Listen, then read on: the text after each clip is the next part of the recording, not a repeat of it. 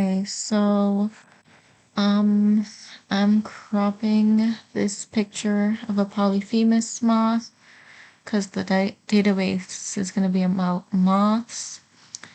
So, really, I don't really think there's much I need to crop, maybe just the ends of it so it could be more squarish for the system. Anyways, apply that. Then I would go to page, resize page, and we're going to put it at 200 because that is what the assignment calls for. And then I just apply, and wow, it's small, so I'm going to raise that up here to 100%. Now it's still small, but like less. And then that's it. Thanks for coming to my TED Talk. Bye.